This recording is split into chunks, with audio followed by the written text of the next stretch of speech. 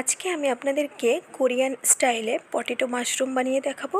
তো দেখুন কিভাবে বানাই। প্রথমে আমি দুটো আলু ভালো করে সিদ্ধ করে নিয়েছি। তারপরে এটাকে আমি একটা কাঁটা চামচের সাহায্যে ভালো করে ম্যাশ করে নিচ্ছি।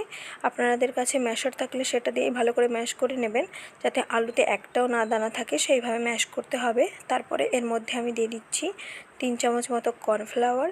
এখানে আলুর কোয়ান্টিটি হিসাবেই কর্নফ্লাওয়ারটা দিয়েছি। তারপরে ভালো করে চামচের সাহায্যে এটাকে মেখে নেব। তো দেখুন বুঝতে পারবেন, এরকম আঠালো ভাব হয়ে গেলেই বুঝতে পারবেন যে আলুটা আমার বেশ ভালোভাবে মাখা হয়েছে।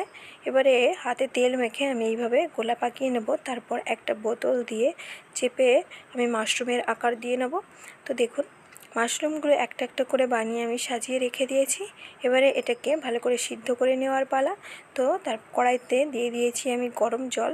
জলটা ভালোভাবে ফুটে আসলে তার ফুটন্ত গরম জলে একটা একটা করে মাশরুম এইভাবে আমি দিয়ে দেব।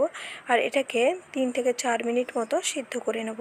আর এখানে মাশরুমগুলো একটু ভালো করে সিদ্ধ না হলে কর্নফ্লাওয়ারের ফ্লেভারটা থেকে যাবে, তো একটু সিদ্ধ করে নিতে হবে। তারপরে আমি এখানে নিয়ে নিয়েছি বরফ জল সাইডে।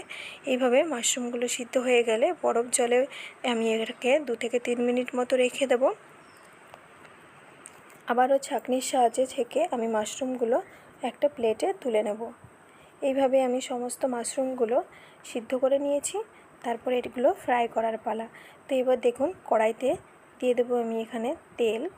কড়াইটা একটু গরম হলেই আমি দিয়ে দিচ্ছি এখানে সাদা তেল।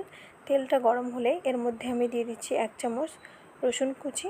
রসুন কুচিটা দিয়ে ভালো করে একটু নাড়িয়ে চাড়িয়ে একটু ব্রাউন করে ভেজে নিতে হবে। তো দেখুন রসুনটা ভাজা হয়ে গেছে। এর মধ্যে আমি দিয়ে দিচ্ছি 1 চিমটি চিলি ফ্লেক্স, লঙ্কা গুঁড়ো, দিয়ে দিচ্ছি টমেটো সস, সয়া সস দিয়ে আবারও নাড়িয়ে চাড়িয়ে একটু মিক্স করে নেব সসটা।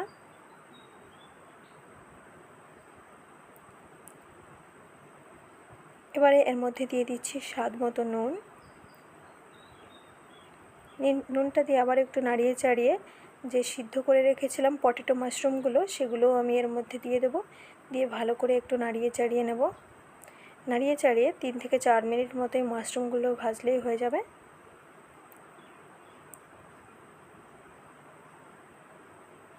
তো দেখুন রেডি হয়ে গেছে আমার পটেটো মাশরুম।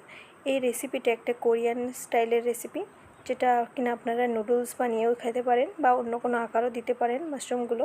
যদি আমার ভিডিওটা ভালো লাগে অবশ্যই লাইক করে দেবেন আর আমার চ্যানেলটিকে সাবস্ক্রাইব করে দেবেন।